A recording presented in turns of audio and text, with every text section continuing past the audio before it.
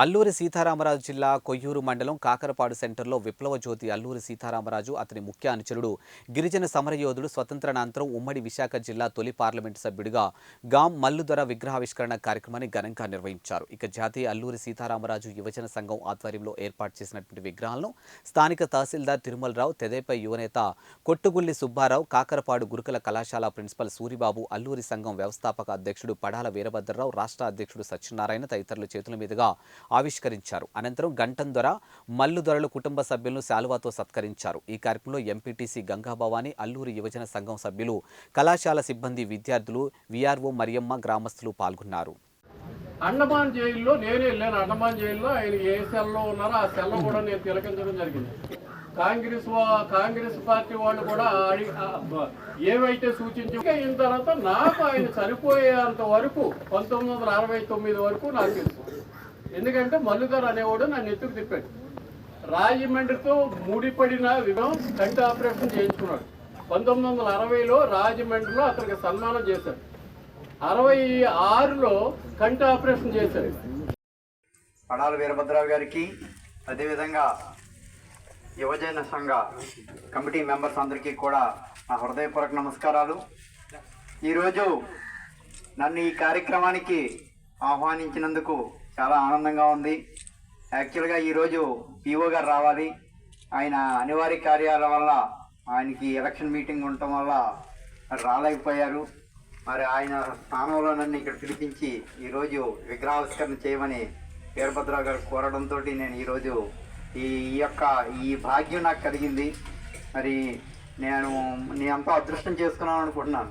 ఈరోజు ఈ కార్యక్రమానికి నా చేతుల ద్వారా మల్లుదొర గారి విగ్రహానికి, అదేవిధంగా సీతారామరాజు గారి విగ్రహాన్ని పునఃప్రతిష్ఠించడం, ఈ కార్యక్రమంలో భాగంగా నేను నాకు దేవుడి భాగ్యం కలిగించినందుకు నేను చాలా సంతోషిస్తున్నాను. మరి స్వాతంత్ర సమరయోధులు సీతారామరాజు గారు, మల్లుదొర గారు, గంటన దొర గారు వాళ్ళు చేసిన సేవలు ఈ ఏజెన్సీ ప్రాంతంలో మరి మనం చెప్పాలంటే చాలా ఉన్నాయి. వాళ్ళ కృషి చాలా హెవీగా చేశారు ఆ రోజుల్లో. వాళ్ళ కృషి ఫలితమే ఈరోజు మనం ఫ్రీగా ఈ ఏజెన్సీ ప్రాంతంలో తిరగలుగుతున్నాం. మరి చక్కటి మరి అలాంటి కృషి చేశారు కాబట్టి ఈ రోజుల్లో ఇంత ఫ్రీగా మనం అందరం కూడా మరి నడుస్తున్నామంటే వాళ్ళు పెట్టిన భిక్ష మనకి. ఇలాంటి స్ఫూర్తి ప్రదాతలు, అలాగే ఇలాంటి వాళ్ళు ప్రోత్సహించే పెద్దలందరూ కూడా మంచి మాట చెప్పారు మా గిరిజనుల పట్ల.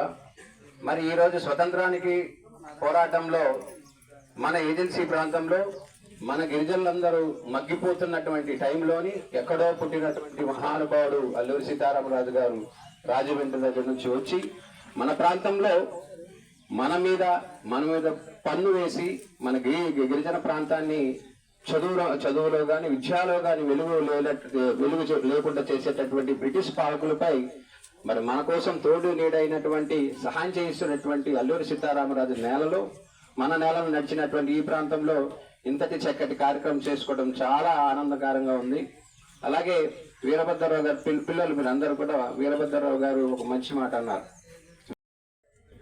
అల్లూరి యువజన సంఘం అధ్యక్షులు, అలాగే ఈ అల్లూరి యువజన సంఘం కమిటీ సభ్యులు, వేదికను అలంకరించినటువంటి తహసీల్దార్ గారు, మిగతా పెద్దలు, అలాగే ఈ సమావేశంలో ఆసీనులైనటువంటి మీడియా మిత్రులు, మా కళాశాల సిబ్బంది, స్థానిక వారికి అందరికీ కూడా నా హృదయపూర్వక నమస్కారాలు. మా కళాశాల నుంచి చేసిన విద్యార్థులు కూడా ఈ విగ్రహ ఆవిష్కరణ సందర్భంగా శుభాకాంక్షలు తెలియజేస్తున్నాం.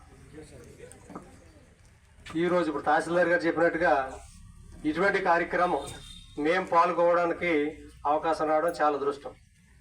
అది స్థానికంగా మా కాలేజీ పక్కనే ఉంది కాబట్టి, అదే మేము కొయ్యూరులో ఎక్కడ ఉంటే మాకు అవకాశం ఉండేది కాదు.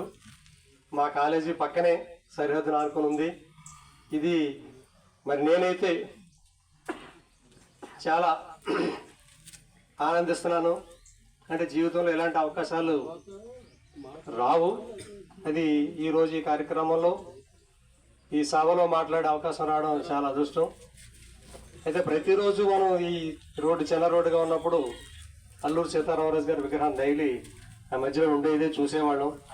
ఈ రోడ్డు విస్తరణలో భాగంగా మరి అక్కడ భద్రత లేదు కాబట్టి మనకి తహసీల్దార్ గారి దయ వల్ల ఈ స్థలం కేటాయించబడ్డం. ఇది మొన్న కార్యక్రమంలో శుక్రవారం నాడు